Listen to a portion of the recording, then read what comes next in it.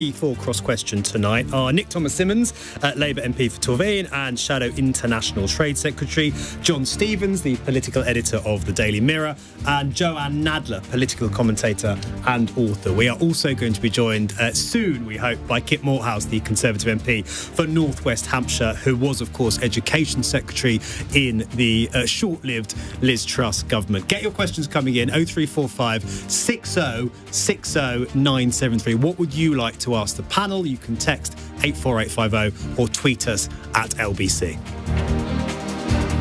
Call 0345 60 60 973. Tweet at LBC. Text 84850. Cross Question. Watch on Global Player.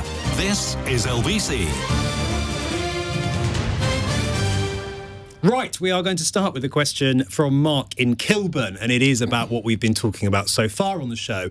Mark asks, would it be necessary to hold a referendum if a future government wanted to rejoin the European single market or the customs union? John?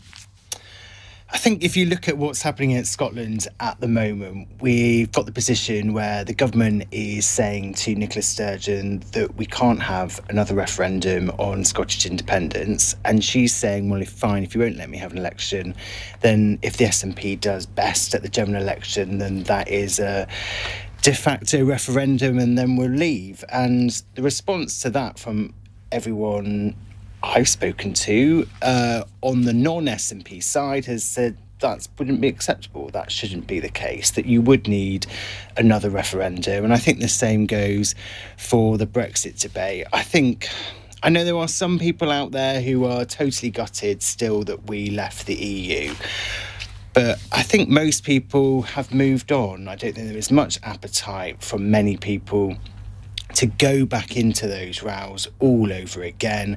Just remember a few years ago, just outside here at Westminster, you had the chaos out on College Green. Absolutely terrible scenes where MPs felt unable to leave the Houses of Parliament because they'd be screamed at in the face. And it was such a mess. It was the most depressing time for a lot of MPs in Parliament. I just don't think most people want to go back to that. And we can have a debate, and we did so ahead of the referendum, on whether it would be better or worse to leave the EU and what impact would that have on the economy.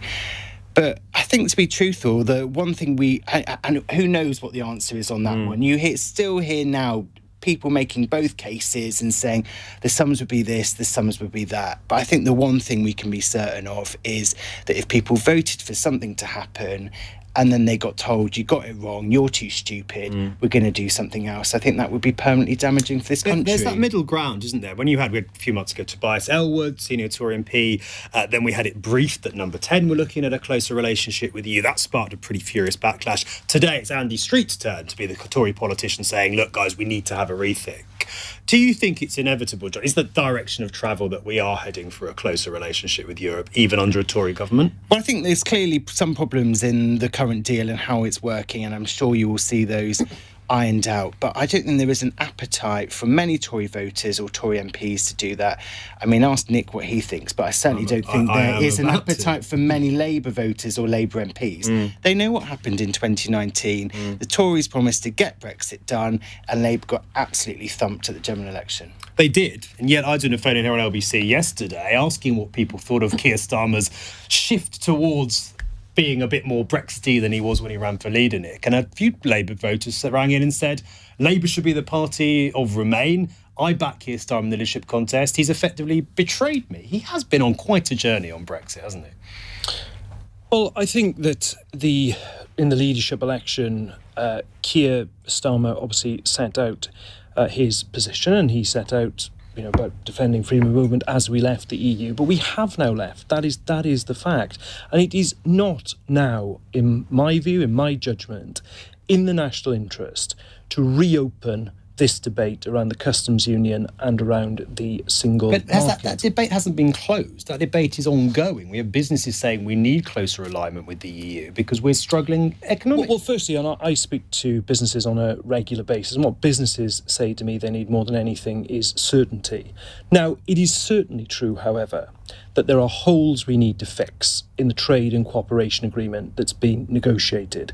First and foremost, we need to fix the Northern Ireland Protocol, because unless that is dealt with, we can't then move on to the wider matters.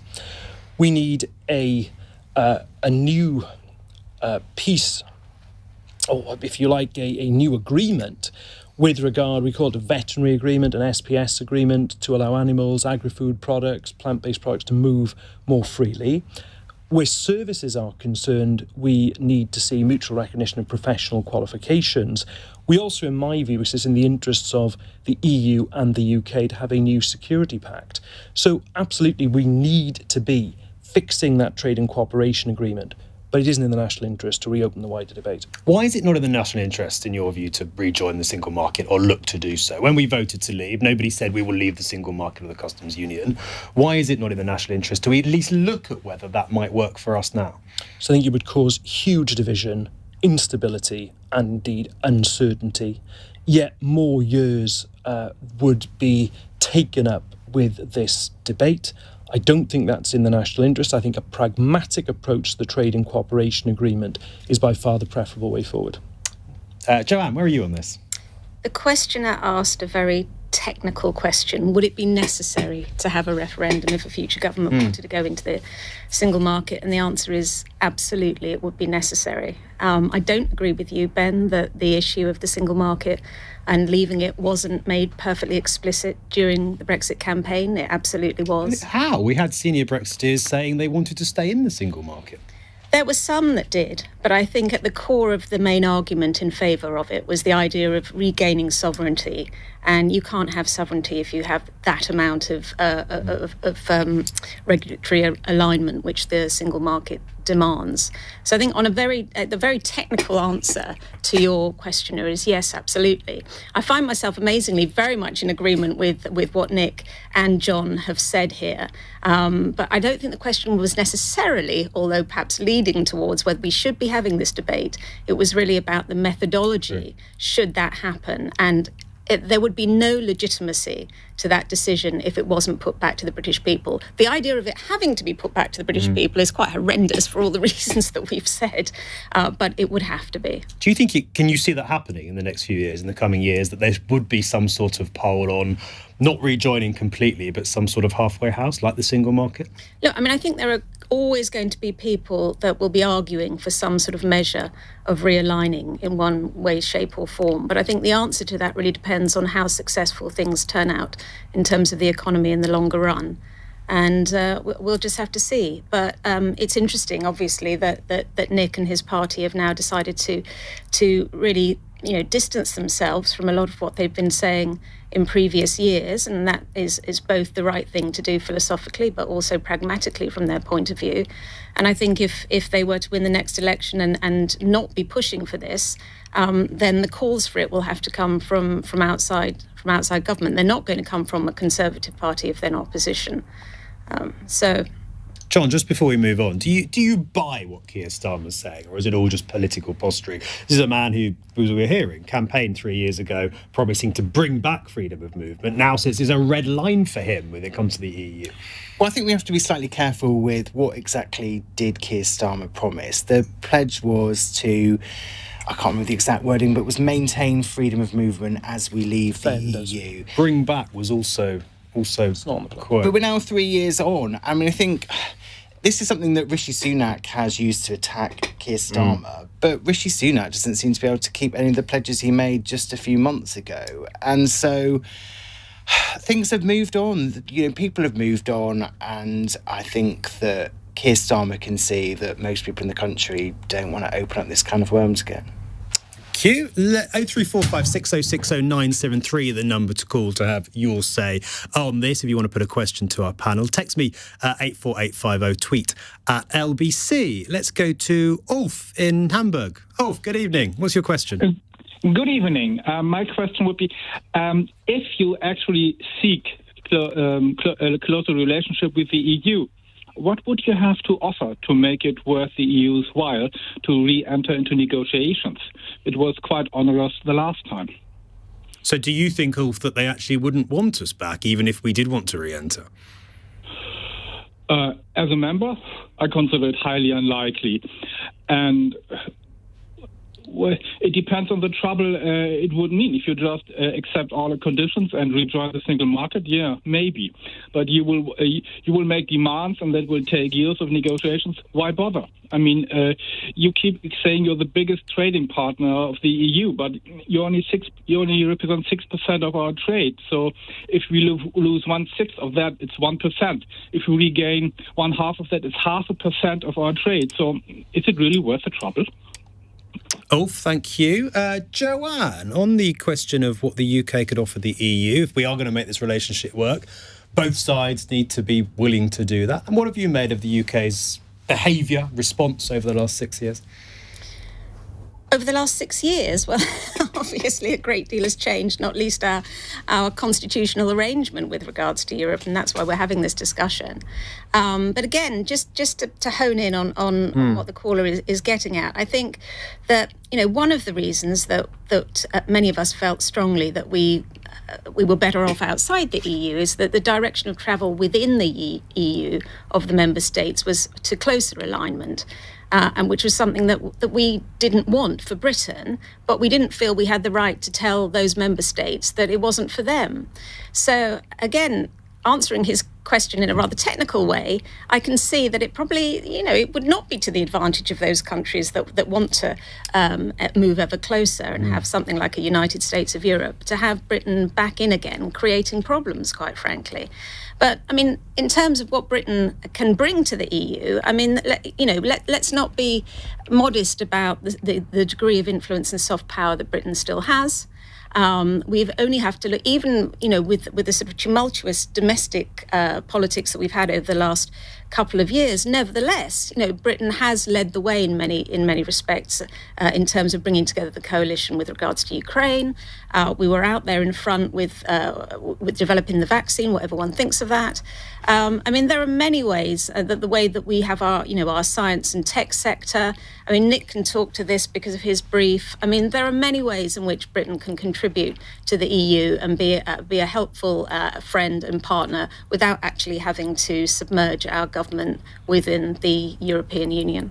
Nick, you talked a bit before about some of the specific things, some of the specific agreements you'd like to see signed with the EU. More generally, how would a Labour government approach that relationship, and how would that be different to how Conservative governments have done in recent years?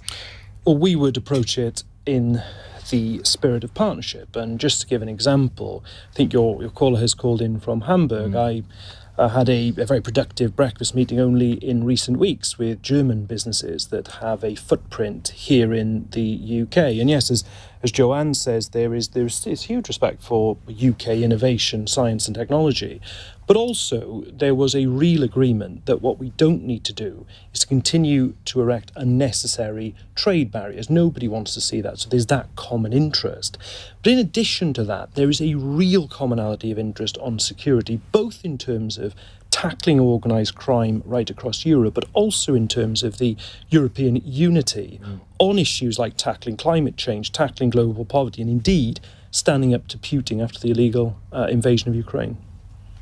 John, just on the politics of this, if the two main parties are saying, as it strikes me now, fairly similar things when it comes to Brexit at the moment, is there a risk that they both lose support to the parties that are a bit more definitive, shall we say? With Nigel Farage is talking about potential comeback on the right, on the left, some Labour voters potentially switching to the Lib Dems and the Greens. Is that a risk, or is that overstated? I think it's possibly more of a risk on the right-hand side than the left side, but I can see that there is a danger here, that people can say, Rishi Sunak is going a bit softer on Brexit than Boris Johnson. I'm not sure there is loads of evidence for that at the moment. I think it's easy for people who are part of the Reform Party to try and talk that up. People like Nigel Farage to kind of bring the issue live again. But I think at the moment, without Nigel Farage, Reform Party struggles to get talked about. I know it's doing okay in the polls, but it isn't doing great. And I think if I was Rishi Sunak, I wouldn't be terribly concerned about that at the moment. But I mean, just go back to the caller and what he was saying. I used to work in Brussels. I was Brussels correspondent for a different newspaper to the one I work for now, in different circumstances before the referendum. Back when I was there, it was the run-up to referendum. It was when we were going through David Cameron's renegotiation, which took up a lot of energy, and then as soon as he got it, people here thought it was a bit rubbish, and then he never mentioned it again, which caused people in the EU a lot of upset. Then obviously in the aftermath of the referendum, we went through all of those different kind of negotiations and different votes in Parliament and slight tweaks. And I think that speaking to people in Brussels, they're saying similar things to Ulf, that they've moved on. Yeah. You know, there are so many issues on their plate at the moment that they want to sort out, that kind of going back into this and it going on for negotiations for years after years, they're just not up for it. And I think they now see with the Northern Ireland Protocol that there are problems and that does need to be sorted. But do they want a wider renegotiation of absolutely everything? Definitely not. Interesting. Lots more to talk about with our panel. Kit Malthouse, the former Cabinet Minister, also hopefully joining us in the next few minutes. Keep your calls coming in, 0345 6060 973. Let me know what you would like to put to our panel. The time now, 8:18. LBC.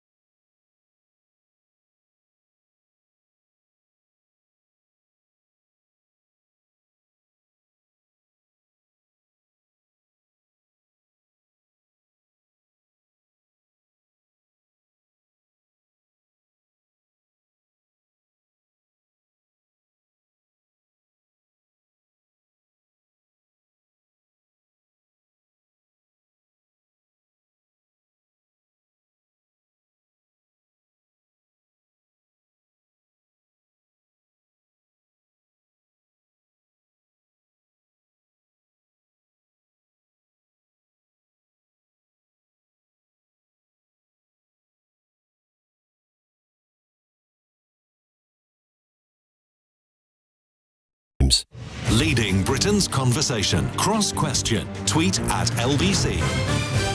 8:21 the time here on LBC. Do keep your questions coming in for our panel. 0345 6060 973, the number to call. Text me on 84850. Tweet us at LBC. Robert has got in touch from Lambeth. Robert says, how much more disruption can we put up with before we tell Just Stop Oil to just go home?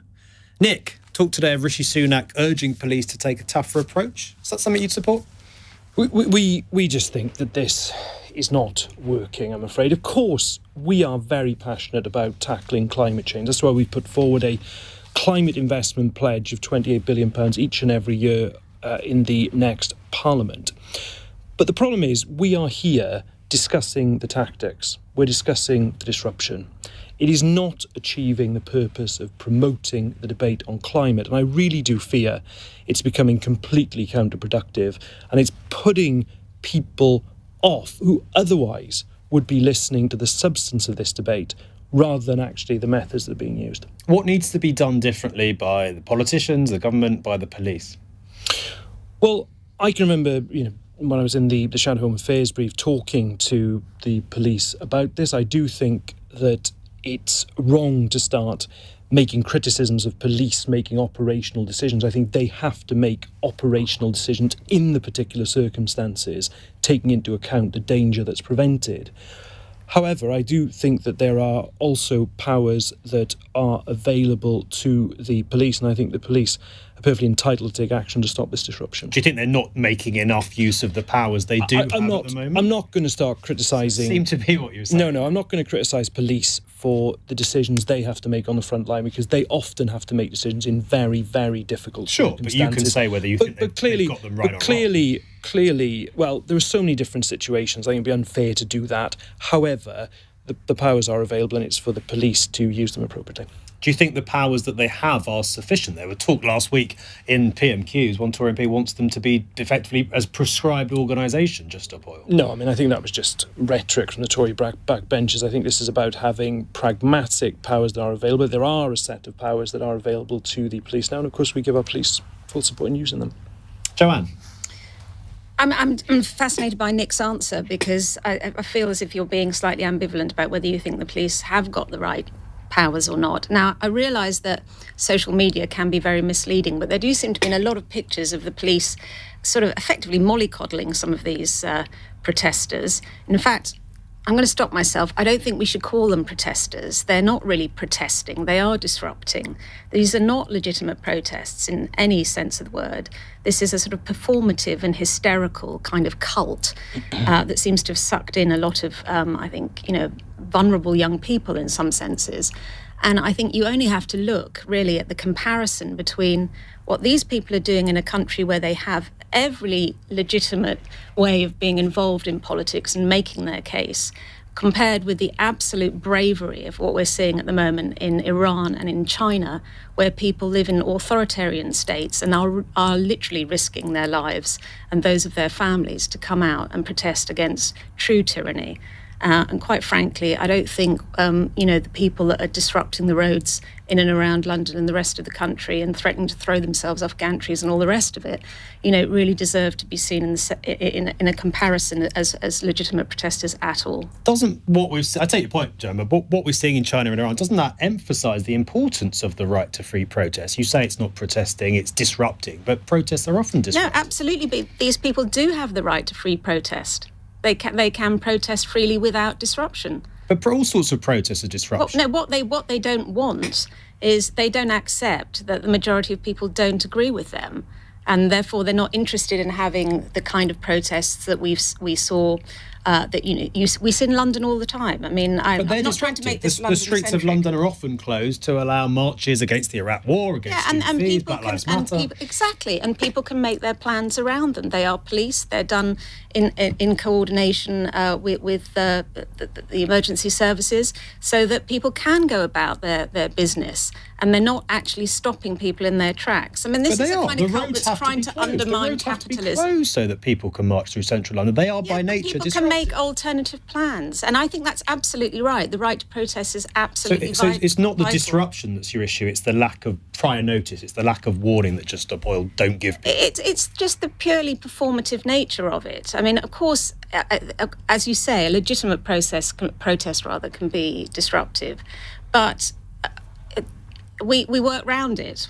We're able to accommodate it. I don't think these people want to be accommodated. I don't think that's what they're trying to achieve. John, come to you in just a moment. Nick, though, Joanne says you're being ambivalent about whether you support what the police are doing.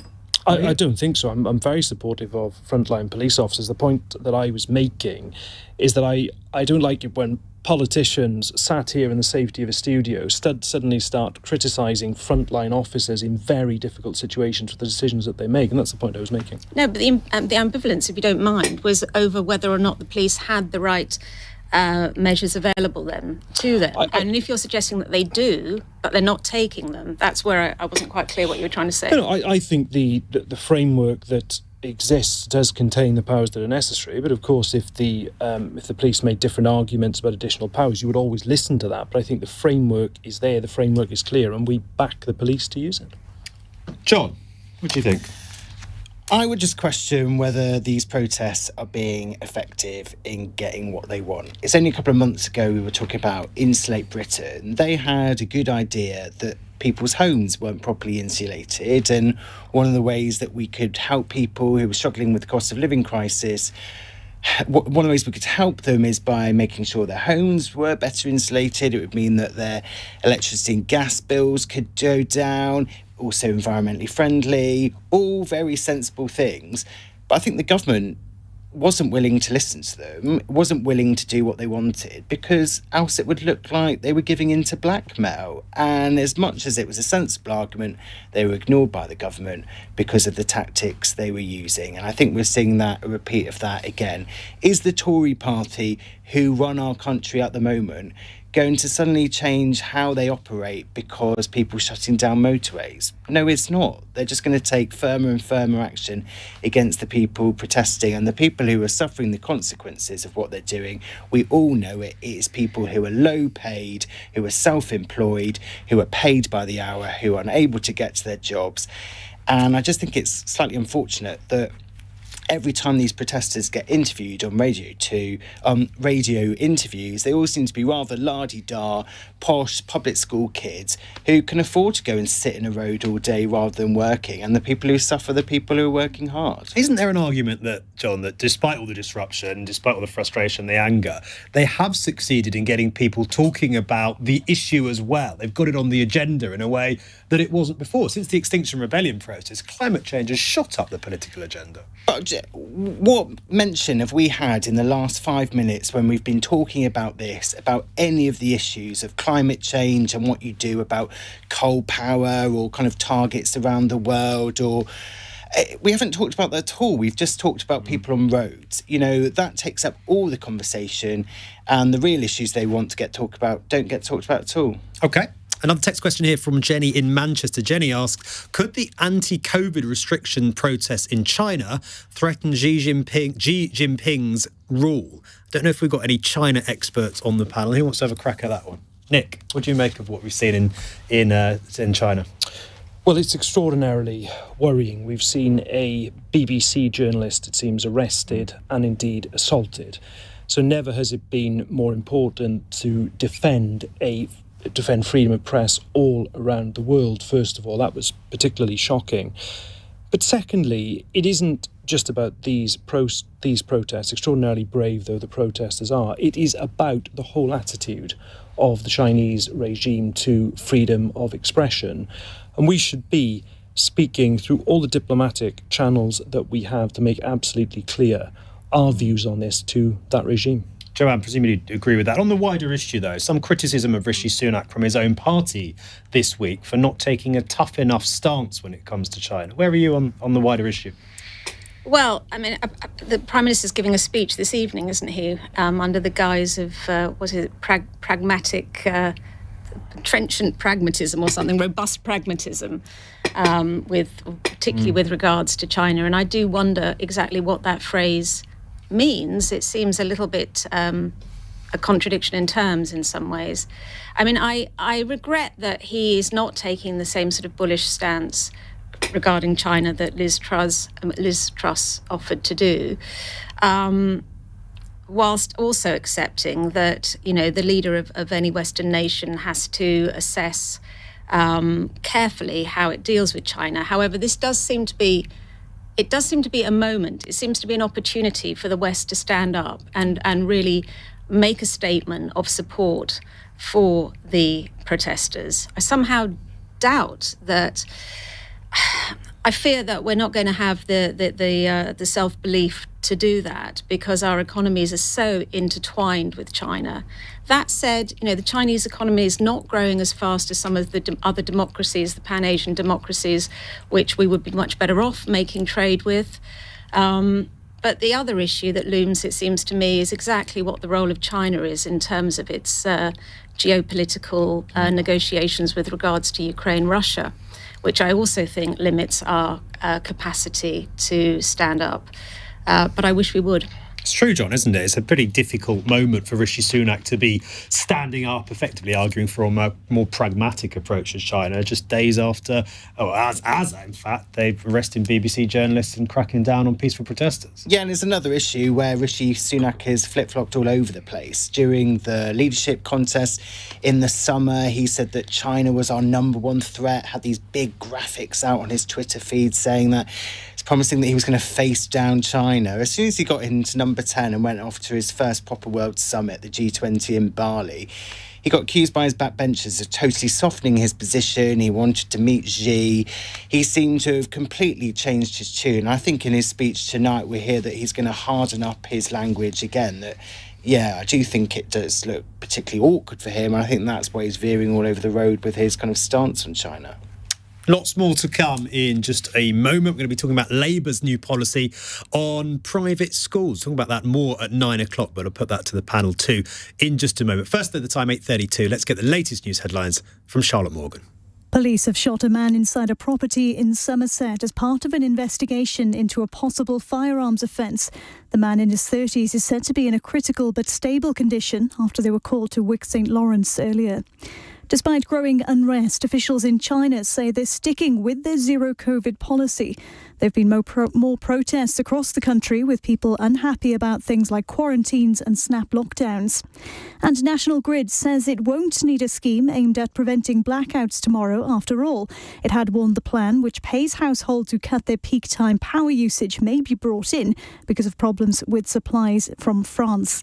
LBC weather: showers mostly easing tonight, but could still be heavy in Shetland and in the far southeast. Dry and chilly elsewhere with a low of -1. A cool, dry day tomorrow with a mixture of fog and some sunshine, highs of 11 degrees.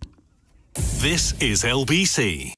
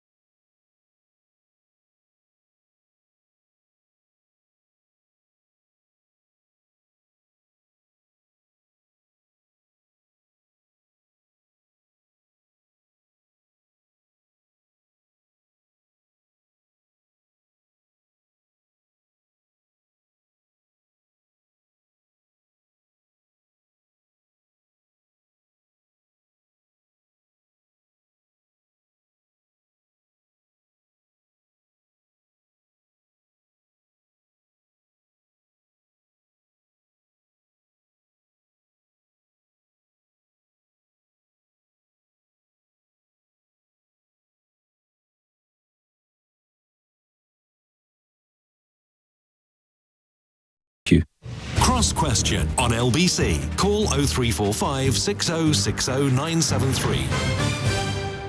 8:37 the time. With me in the studio, Labour MP and Shadow International Trade Secretary Nick Thomas-Symonds, Joanne Nadler, political commentator and author, and John Stephens, the political editor of the Daily Mirror. Still waiting on Tory MP, former Cabinet Minister Kit Malthouse. He's been waylaid by a vote in the House of Commons, but we're hoping he'll be with us shortly. Do keep your questions coming in. 0345 6060 973, text 84850, tweet at LBC.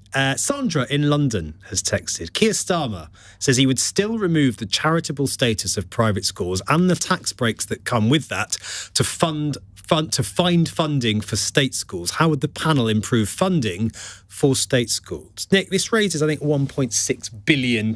Why is ending charitable status on private schools the right approach?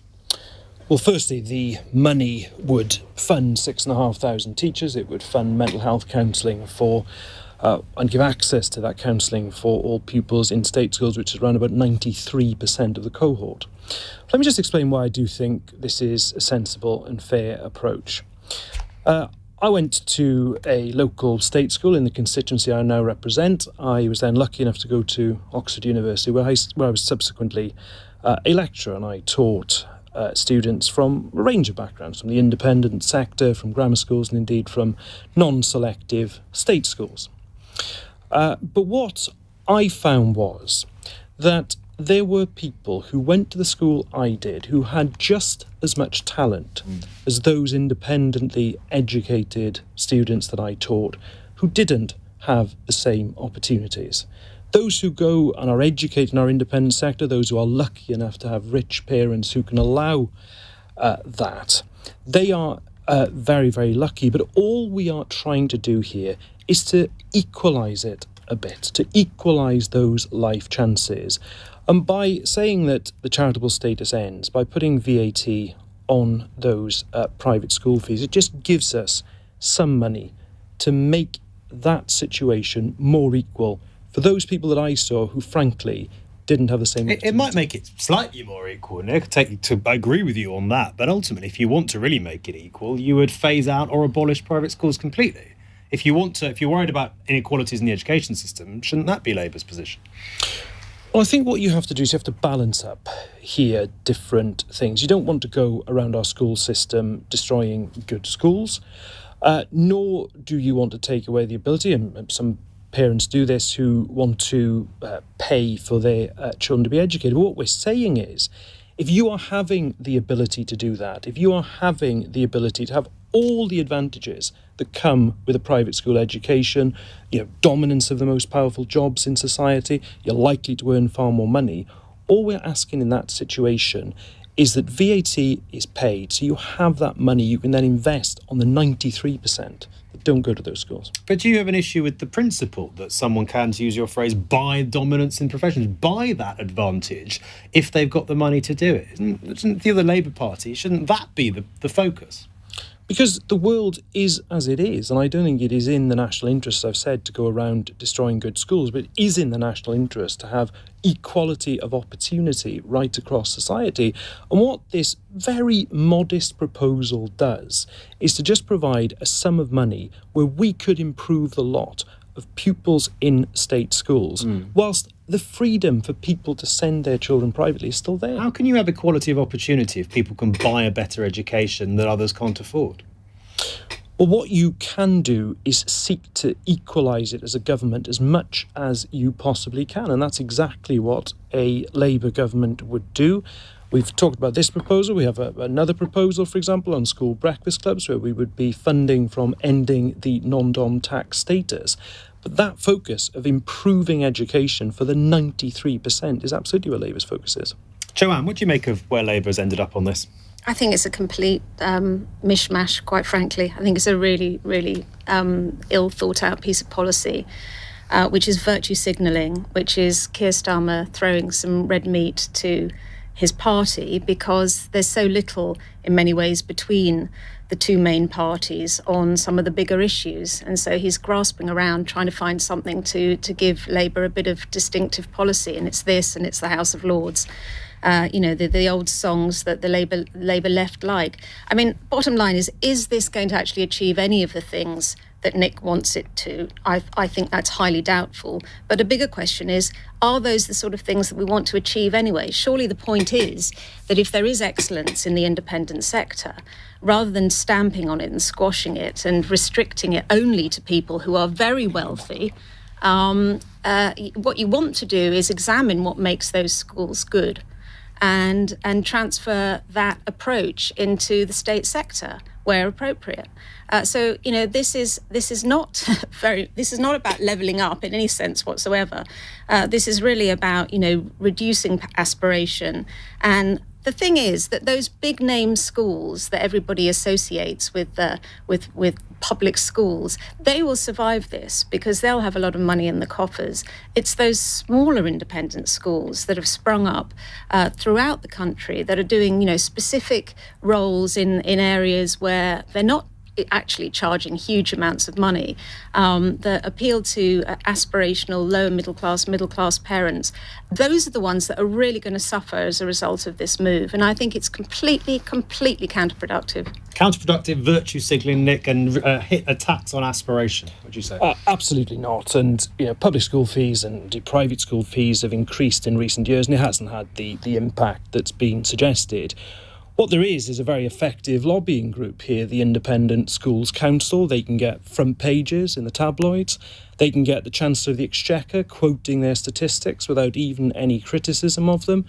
And it's an organisation I know well from the time that I spent in university admissions. But frankly, I do not believe for a moment that will have the negative effects it would suggest. What it is a modest proposal that will redistribute some of that opportunity to most of the students who go to our education system. It's not going to be radical enough for the people that want this kind of policy. So I don't think it's going to satisfy the left wing of the Labour Party, and it's not fundamental enough to. It's just. It is a bit of a halfway house, isn't it? That's what I was trying to get at. If you are opposed to private education, fine. If you support it, fine. But this seems to me, it does seem a bit of a mishmash, as Joanne says. It's a moderate, sensible, pragmatic proposal that will improve the lot of many children in the state sector who should be our focus. And all of these children that are going to be removed from independent schools as a result of this, where are they going to go to school? I don't believe that. What about these 6,500 teachers that you say are going to be paid for a minute. The Independent Schools Council came up with this figure of 90,000 children that would have to move from the independent sector to the state sector. It doesn't stand up to scrutiny, frankly. Well, they did. They've and it's from 2018, I believe, that they came up. So there could be even more of them now. And the Chancellor of the Exchequer is willing to quote that without any criticism at all. If you look at where you've just quoted it. Absolutely, and I'm quoting it because they use it as evidence that somehow this policy won't work, when actually, when public school fees and private school fees have increased, it hasn't had the impact that they suggest. They're just a very effective lobbying group. And what's happened is that those kind of prestige schools, they've now got more and more people coming in from China, from Russia, buying into that education and actually, taking their expertise back to their countries rather than making it something that we can share in the economy here. John's been waiting very patiently. But come on, Joanne. I mean, people on the minimum wage have to pay VAT on a whole number of things, on fuel, on electricity and gas. If they want to go and get a fry up in the coffee shop round the corner, they have to pay VAT, and they get expected to. I think VAT is a very, very unreasonable tax.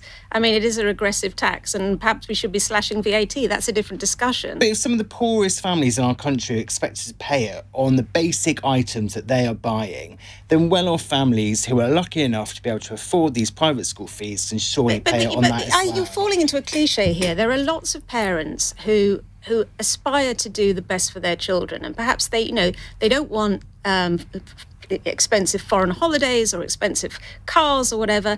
They are saving to give their child what they perceive to be a better chance by sending them to a particular type of school, whether that's because it's selective, rigorous in terms of its academic standards or whatever. And I think in a free society, you should be allowed to do that.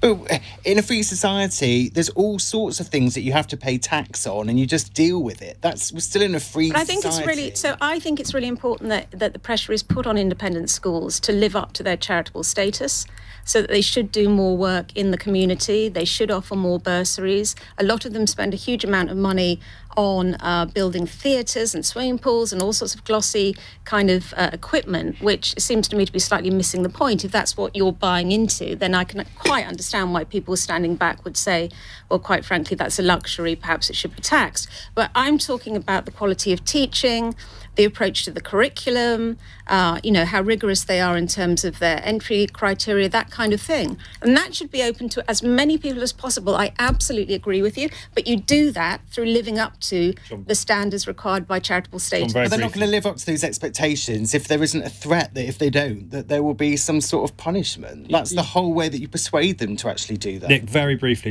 The chair of the Headmaster and Headmistresses Conference last year was speaking about the benefit to state schools, but couldn't actually quantify what it was. So I think we've had long enough to live up to the charitable status, and it's time it went. OK, more to come in just a moment. The time now, 8:47. LBC.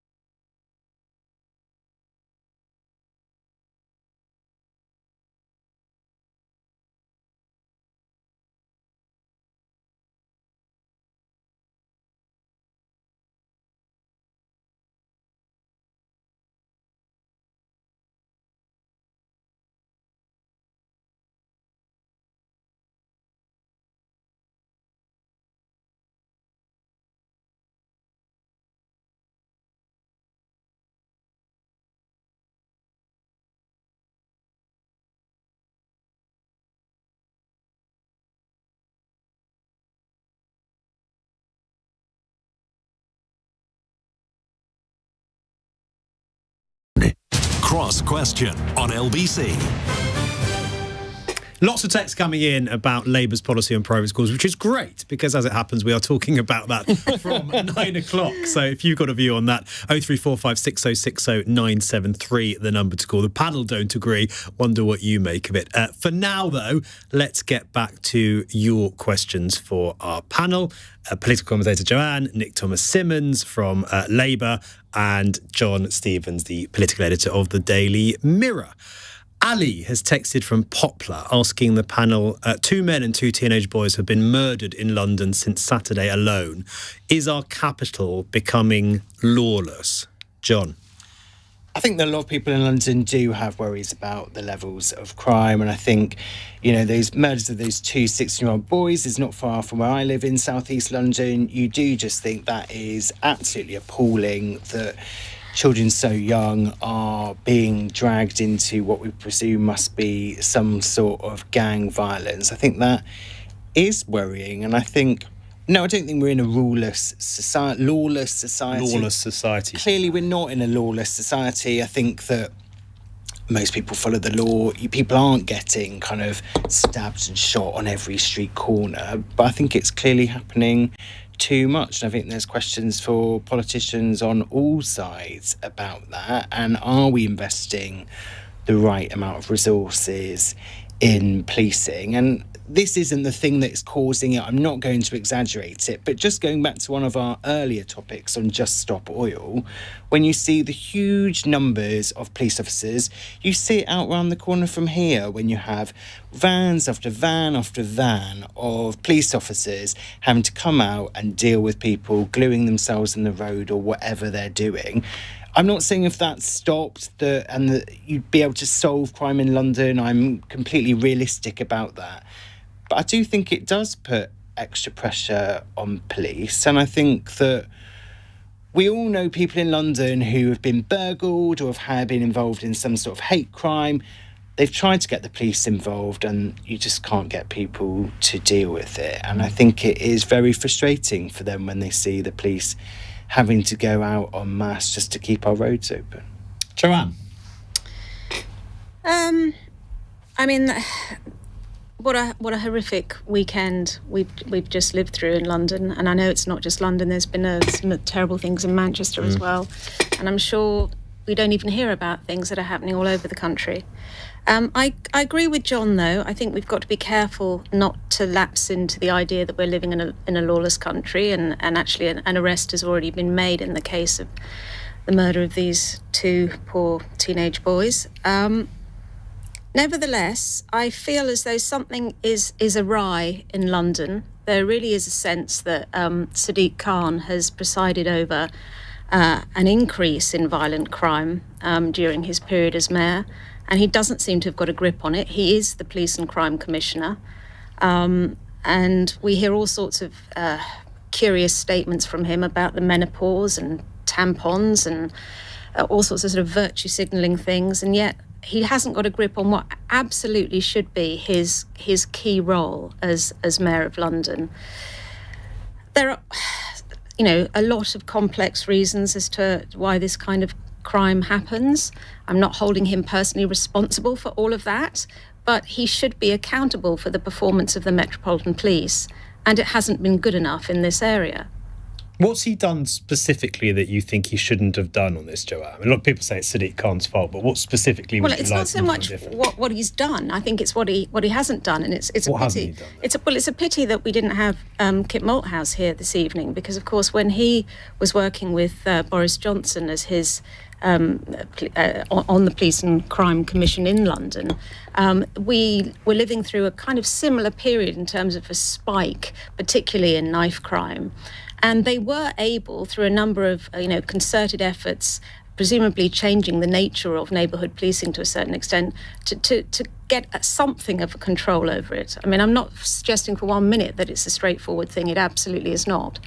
But I feel as though we just don't have a sense that he's in charge and he's in control of the situation at all. Nick, Sadiq Khan's fault?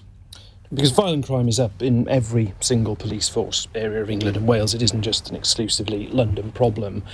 I'm afraid what we've had over the past 12 and a half years it is now is the decimation of neighbourhood policing, both in terms of the reduction in frontline officers, because the additional officers being recruited at the moment in the uplift are not going to replace the officers that have been lost since 2010. And in addition to that, we've had severe cuts to police civilian staff, meaning that officers who otherwise would be engaged in frontline duty are having to backfill those facilities as well. So it's absolutely crucial that we put neighbourhood policing at front and centre of our efforts to tackle this. But we have to tackle as well the underlying causes of crime. We have to tackle the underlying reasons why it is that young people do fall into the gang violence and fall into the life of crime that none of us on the panel would want to see them falling into. So we have to tackle both those things, enforcement, but the causes of crime as well. OK, I want to move on because I want to squeeze in Ashley in Bournemouth's question. Ashley asked, BT have awarded its workers a £1,500 pay rise in order to end their strikes, with some getting up to a 16% pay rise. Does the government still have a case for not doing the same for nurses and rail companies for their workers too? Nick, should ministers give nurses and other public sector workers a pay rise of, well, in this case, 16%, an inflation-matched pay rise? Well, I can't comment on the specifics of the percentage because I'm not close enough to the negotiations, but clearly the government does need to get involved and needs to actually move to find a settlement. The government in these strikes has either been sat on the sidelines doing nothing, or in some cases throwing metaphorical grenades into the negotiations to make the situation even worse. They need to do the hard, unglamorous work of sitting down and finding a resolution. You might not be able to put a specific figure on it. Would a Labour government offer a bigger pay rise than this government is? The Labour will look to grow the economy and, of course, be in a position to pay fairer wages. Of course we would. That is in our DNA. You can't criticise the government and then on the one hand, and then on the other hand, not say that you would do it differently when it comes to hang on. The books have not been opened to us by the government yet. At the moment, we are looking from the outside in, urging the government to sit down and reach a solution. What I can't do is cut across negotiations where I'm not even in the room to say precisely where the compromise position is. The Royal College of Nursing, of course, wants a 17% pay rise. Joanne, is that realistic in your view? Probably not. I think, broadly speaking, the government is correct that the public sector and obviously your caller has raised the issue of a private sector company going for an above inflation pay rise. But I don't think BT is a big enough conglomerate to sort of set the level of pay across the rest of the economy. And there may be specific reasons why they felt that was appropriate in their case. But none of us will be getting a pay rise if inflation continues and we don't get on top of the inflation wage price spiral. So I think reluctantly, because some of the cases for wage increases are very strong, undoubtedly. But we have to cut the cloth that we have available to us. And I think, broadly speaking, the government is correct to try to sort of dampen down expectations, albeit they will have to respond to some of these particular disputes with specific offers. John, just lastly, how difficult do you think this could get for the government in the coming months, and potentially also for Labour, given their current line on it? Yeah, well, you think that at the start of this, when it was just the rail unions, the Tory government seemed to be quite enjoying this. This was something that kind of throw at Keir Starmer and say this is somehow all your fault, although their kind of argument didn't seem particularly logical when they're the ones in charge. I think it has become a lot more difficult for them. It's really hard to paint nurses as the bogeymen when you've got people like the Royal College of Nurses. They are not some kind of out there Marxist trots. They are very reasonable. It is the first time in their 106-year history that they're talking about a national strike. And at the moment, the government's position, Steve Barclay, the Health Secretary, is that they're not going to have any talks at all on pay. And I think as we go into the winter, if this continues, we know we've got 2 strike dates in December, possibly more in January, then I'm not sure that is a sustainable way to go forward. OK, we are almost out of time, but final text question says, Matt Hancock seems to have somehow won the public back on I'm a Celeb. Is he set for a return to the political mainstream? In a sentence, please. Nick? He should be set for a return to work and serving his constituents. Joanne?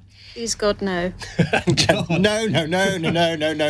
Well, that was pretty decisive. That was pretty resounding. Thank you to our panellists. Thank you to Joanne. Thank you to Nick. Thank you to John for your time. Thank you for all your questions, calls, texts and tweets on that. Coming up after news, we're going to be talking more about what we discussed with the panel, the Labour position on private schools. Keir Starmer wants to end their charitable tax status, which would increase fees by up to 20%. Is that the right approach? Is it an indefensible policy to give the schools that are preserve often of the wealthy a tax break, or is this just Labour playing politics with education? That's next.